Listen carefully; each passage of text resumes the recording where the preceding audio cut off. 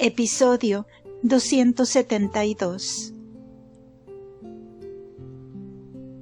Las calumnias con que perseguía y acusaba el dragón a los mortales eran las ilusiones y engaños con que pretendía pervertir los principios de la Iglesia evangélica y las razones de justicia que alegaba ante el Señor de que los hombres, por su ingratitud y pecados, y por haber quitado la vida a Cristo nuestro Salvador, no merecían el fruto de la redención, ni la misericordia del Redentor, sino el castigo de dejarlos en sus tinieblas y pecados para su eterna condenación. Pero cuando todo esto alegó María Santísima como Madre dulcísima y clementísima, y nos mereció la fe y la propagación y la abundancia de misericordias y dones que se nos han dado en virtud de la muerte de su Hijo, todo lo cual desmerecerían los pecados de los que le crucificaron y de los demás que no le han recibido por su Redentor. Pero avisó el ángel a los moradores de la tierra con aquella dolorosa compasión, para que estuviesen prevenidos contra esta serpiente, que bajaba a ellos con grande saña, porque sin duda juzgó que le quedaba poco tiempo para ejecutarla.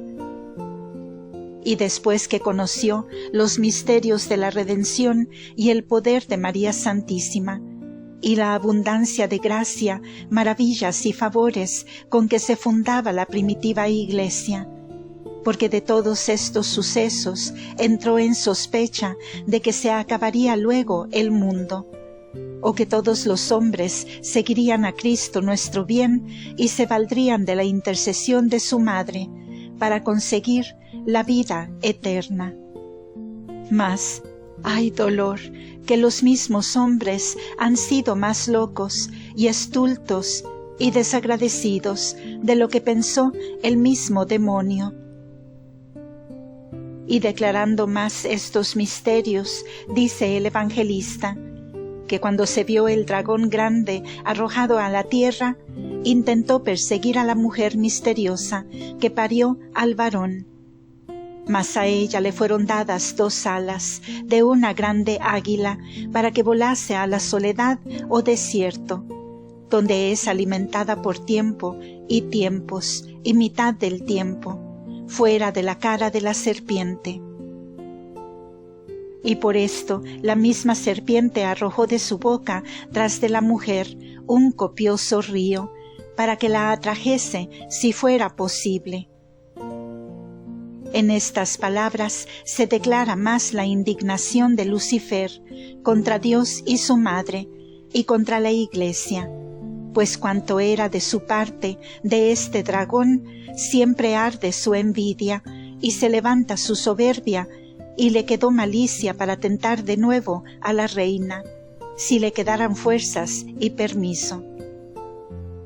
Pero éste se le acabó en cuanto tentarla a ella, y por esto dice que le dieron 2 alas de águila para que volase al desierto, donde es alimentada por los tiempos que allí señala. Estas alas misteriosas fueron la potestad o virtud divina que le dio el Señor a María Santísima, para volar y ascender a la vista de la divinidad y de allí descender a la Iglesia, a distribuir los tesoros de la gracia en los hombres, de que hablaremos en el capítulo siguiente. Y porque desde entonces no tuvo licencia el demonio para tentarla más en su persona, dice que en esta soledad o desierto estaba lejos de la cara de la serpiente. Y los tiempos y tiempo y mitad del tiempo son 3 años y medio, que hacen los 1260 días que arriba se dijo, menos algunos días. Y en este estado y otros que diré, estuvo María Santísima lo restante de su vida mortal. Pero como el dragón quedó desahuciado de tentarla a ella, arrojó el río de su venenosa malicia tras de esta divina mujer. Porque después de la victoria que de él alcanzó, procuró tentar astutamente a los fieles y perseguirlos por medio de los judíos y gentiles. Y especialmente después del tránsito glorioso de la Gran Señora, soltó el río de las herejías y sectas falsas que tenía como represadas en su pecho. Y las amenazas que contra María Santísima había hecho después que le venció, fue la guerra que intentó hacerle, vengarse en los hombres a quien la Gran Señora tenía tanto amor, ya que no podía ejecutar su ira en la persona de la misma reina. Por esto dice luego San Juan Evangelista, que indignado el dragón se fue a hacer guerra a los demás, que eran de su generación y semilla, y que guardan la ley de Dios y tienen el testimonio de Cristo. Y estuvo este dragón sobre la arena del mar, que son los innumerables fieles, idólatras, judíos y paganos, donde hace y ha hecho guerra a la Santa Iglesia, a más de la que hace ocultamente, tentando a los fieles. Pero la tierra firme y estable, que es la inmutabilidad de la Santa Iglesia y su incontrastable verdad católica, ayudó a la misteriosa mujer, porque abrió su boca y sorbió el río que derramó la serpiente contra ella. Y esto sucede así, pues la Santa Iglesia, que es el órgano y la boca del Espíritu Santo, ha condenado, convencido y confundido todos los errores y falsas sectas y doctrinas con las palabras y enseñanzas que de esta boca salen por las divinas Escrituras, concilios, determinaciones, doctores, maestros y predicadores del Evangelio. Todos estos misterios y otros muchos encerró el evangelista declarando o refiriendo esta batalla y triunfos de María Santísima. Y para darles fin en el cenáculo, aunque ya Lucifer estaba arrojado fuera de él, y como asido de la cadena que tenía la victoriosa reina, conoció la Gran Señora era tiempo y voluntad de su Hijo Santísimo, que le arrojase y precipitase a las cavernas infernales. Y en esta fortaleza y virtud divina los soltó y con imperio les mandó descendiesen en un punto al profundo. Y como lo pronunció María Santísima, cayeron todos los demonios por entonces a las cavernas más distantes del infierno, donde estuvieron algún tiempo dando formidables aullidos y despechos. Luego los santos ángeles cantaron nuevos cánticos al Verbo humanado por sus victorias y las de su invencible Madre. Los primeros padres, Adán y Eva, le hicieron gracias porque había elegido aquella hija suya para madre y reparadora de la ruina que ellos habían causado en su posteridad. Los patriarcas, porque tan feliz y gloriosamente veían cumplidos sus largos deseos y vaticinios.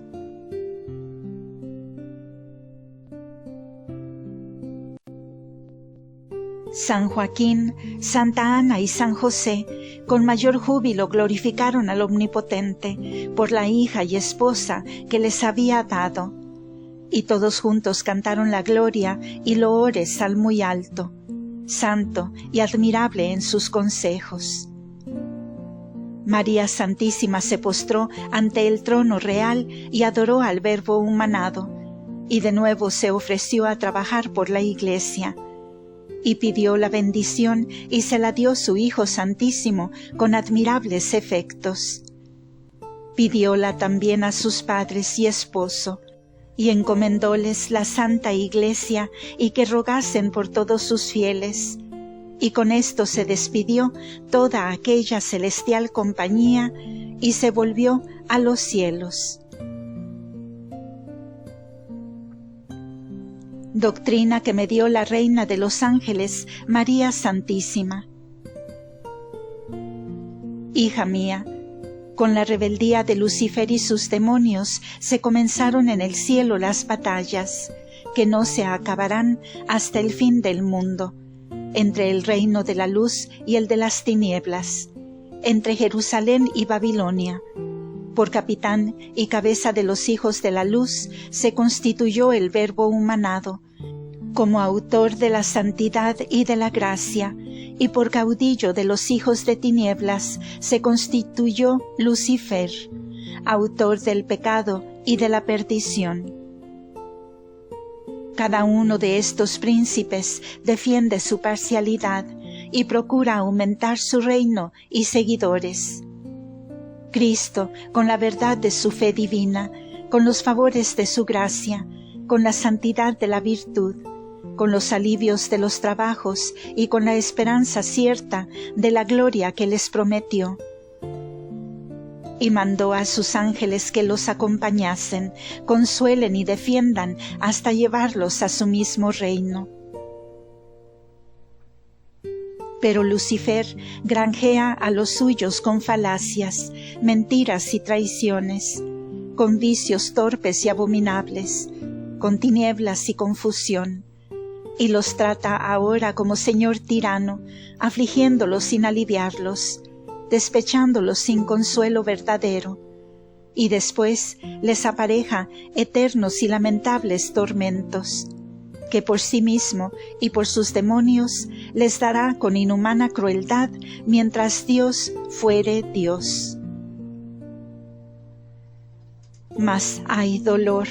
hija mía, que con ser esta verdad tan infalible y sabida de los mortales, con ser el estipendio tan diferente y el premio tan distante infinitamente. Son pocos los soldados que siguen a Cristo, su legítimo Señor, Rey, cabeza y ejemplar, y muchos los que tiene Lucifer de su bando, sin haberlos criado, sin darles vida ni alimentos ni algún retorno, sin habérselo merecido ni haberlos obligado, como lo hizo y lo hace el autor de la vida y de la gracia, mi Hijo Santísimo. Tanta es la ingratitud de los hombres, tan estulta su infidelidad y tan infeliz su ceguedad. Y sólo por haberles dado voluntad libre para seguir a su capitán y maestro, y que sean agradecidos, se han hecho del bando de Lucifer, y de balde le sirven y le franquean la entrada en la casa de Dios y en su templo, para que como tirano lo disipe y lo profane, y lleve tras de sí a los tormentos eternos el mayor resto del mundo. Pero siempre dura esta contienda, porque el príncipe de las eternidades no cesará, por su bondad infinita, en defender a sus almas que crió y redimió con su sangre. Mas no ha de pelear con el dragón por sí solo, ni tampoco por sus ángeles, porque redunda en mayor gloria suya y exaltación de su nombre, santo,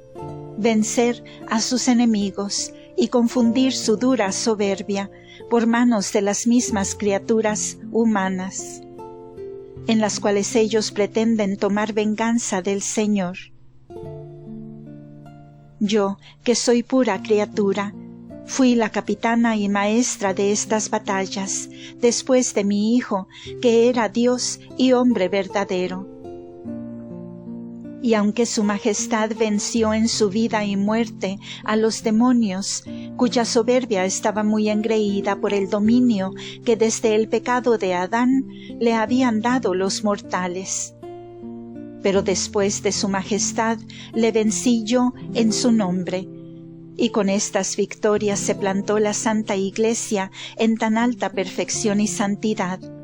y así hubiera perseverado, quedando Lucifer debilitado y flaco, como otras veces te lo he manifestado. Si la ingratitud y olvido de los hombres no le hubiera dado los nuevos alientos con que hoy tiene tan perdido y estragado a todo el orbe. Con todo eso, no desampara a su iglesia mi Hijo Santísimo, que la adquirió con su sangre, ni yo, que la miro como su madre y protectora. Y siempre queremos tener en ella algunas almas que defiendan la gloria y honra de Dios, y peleen sus batallas contra el infierno, para confusión y quebranto de sus demonios. Para esto quiero que te dispongas con el favor de la divina gracia, y ni te admires de la fuerza del dragón, ni te encojas por tu miseria y pobreza. Ya sabes que la ira de Lucifer contra mí fue mayor que contra ninguna de las criaturas, y más que contra todas juntas, y con la virtud del Señor le vencí gloriosamente, y con ella podrás tú resistirle en lo menos. Y aunque eres tan débil, y sin las condiciones que te parece habías menester, quiero que entiendas que mi Hijo Santísimo procede ahora en esto como un rey, que cuando le faltan soldados y vasallos, admite a cualquiera que le quiere servir en su milicia. Anímate pues a vencer al demonio en lo que a ti toca, que después te armará el Señor para otras batallas. Y te hago saber que no hubiera llegado la Iglesia Católica a los aprietos en que hoy la conoces, si en ella hubiera muchas almas que tomaran por su cuenta defender la causa de Dios y su honra. Pero está muy sola y desamparada de los mismos hijos que ha criado la Santa Iglesia. Capítulo 8. Declárase el estado en que puso Dios a su Madre Santísima con visión de la divinidad, abstractiva pero continua, después que venció a los demonios y el modo de obrar que en él tenía. Al paso que los misterios de la infinita y eterna sabiduría se iban cumpliendo en María Santísima, se iba también levantando la Gran Señora sobre la esfera de toda santidad y pensamiento de todo el resto de las criaturas. Y como los triunfos que ganó del infernal dragón y sus demonios fueron con las condiciones, circunstancias y favores que he dicho, y todo eso venía sobre los misterios de la encarnación, redención y los demás de que había sido coadjutora de su Hijo Santísimo. No es posible a nuestra bajeza anhelar a la consideración de los efectos que todo hacía en el purísimo corazón de esta Divina Madre. Confería estas obras del Señor consigo misma, y ponderábalas con el peso de su altísima sabiduría. Crecía la llama y el incendio del amor divino, con admiración de los ángeles y cortesanos del cielo, y no pudiera tolerar la vida natural los impetuosos vuelos con que se levantaba, para anegarse toda en el abismo de la divinidad, si por milagro no se la conservaran.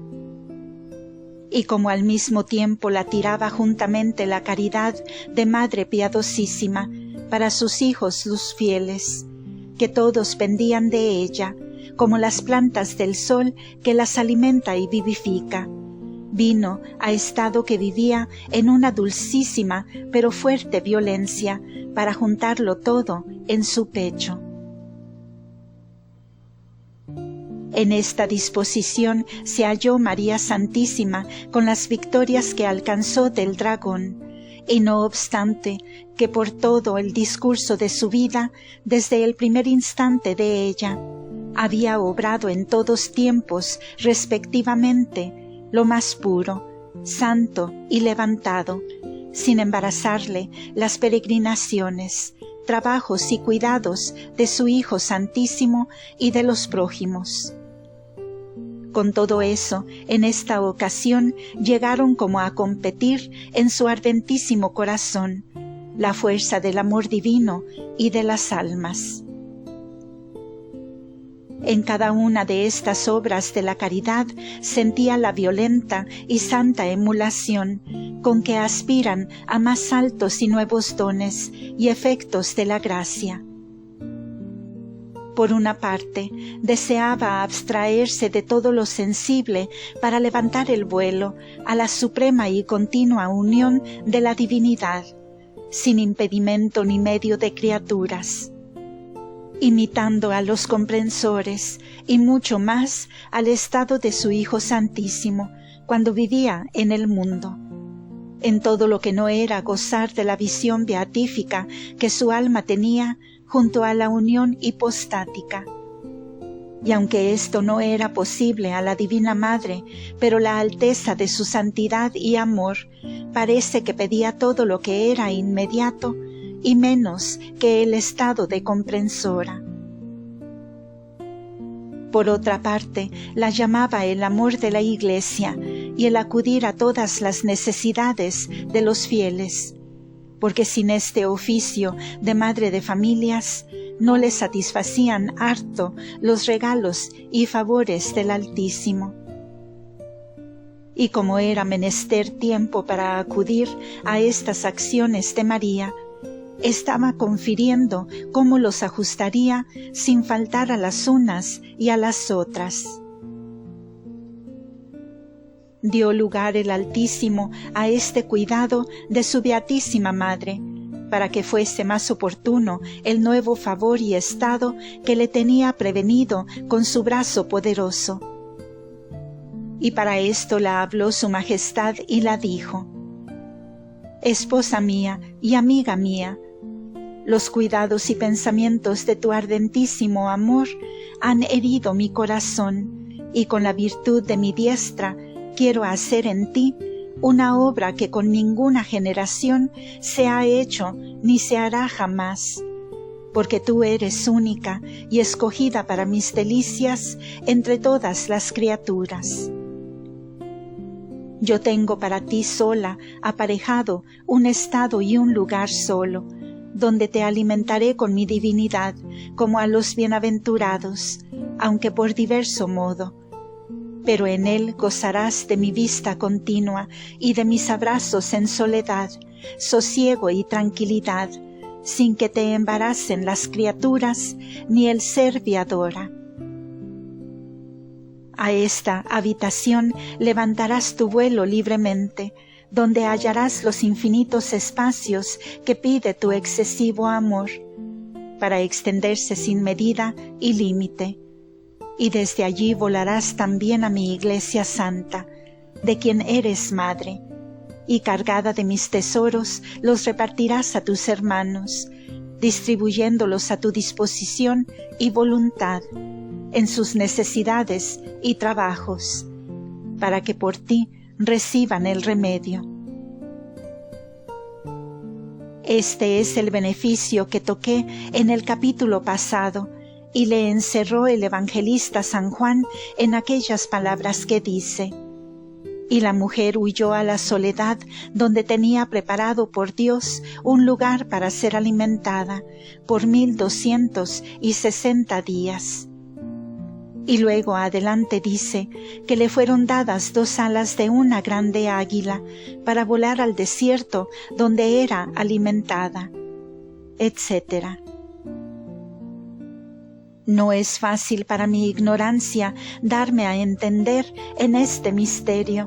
porque contiene muchos efectos sobrenaturales que sin ejemplar de otra criatura se hallaron en las potencias de sola María Santísima, para quien reservó Dios esta maravilla. Y pues la fe nos enseña que nosotros no le podemos medir su omnipotencia incomprensible, razón es confesar que pudo hacer con ella mucho más que nosotros podemos entender, y que sólo aquello se le ha de negar que tiene evidente y manifiesta contradicción en sí mismo. Y en lo que se me ha dado a entender para escribirlo, supuesto que lo entiendo, no hallo repugnancia para que sea como lo conozco, aunque para manifestarlo me faltan propios términos.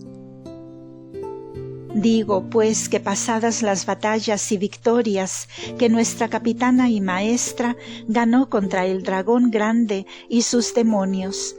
la levantó Dios a un estado en que le manifestó la divinidad, no con visión intuitiva como a los bienaventurados, pero con otra visión clara y por especies criadas, que en todo el discurso de esta historia he llamado visión abstractiva, porque no depende de la presencia real del objeto, ni él mueve por sí el entendimiento como presente,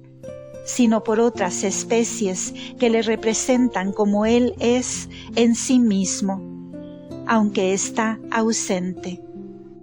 Al modo que Dios me pudiera infundir a mí todas las especies y semejanzas de Roma, y me la representaran como ella es en sí misma. Esta visión de la divinidad tuvo María Santísima en el discurso de su vida, como en toda ella he repetido muchas veces, y aunque en sustancia no fue nueva para ella, pero la tuvo en el instante de su concepción, como allí se dijo, pero fue nueva desde ahora en dos condiciones. La una, que fue desde este día continua y permanente hasta que murió y pasó a la visión beatífica, y las otras veces había sido de paso. La segunda diferencia fue que desde esta ocasión creció cada día en este beneficio, y así fue más alto, admirable y excelente sobre toda regla y pensamiento criado. Fin de este episodio. Continuará.